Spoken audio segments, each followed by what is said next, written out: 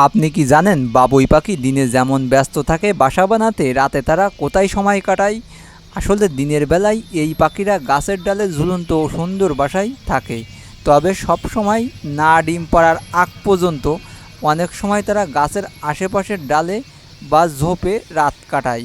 প্রজনন মৌসুমে পুরুষ বাবুই পাখি ঝুলন্ত বাসা তৈরি করে স্ত্রী পাখিকে আকর্ষণ করার জন্য। যখন স্ত্রী পাখি বাসা পছন্দ করে তখনই তারা সেই বাসায় স্থায়ীভাবে থাকতে শুরু করে। রাতে তারা নিরাপদে বাসায় ভেতরে ঘুমায়, এছাড়া যাতে শিকারি পাখি বা সাপের হাত থেকে রক্ষা পায় সেই জন্য।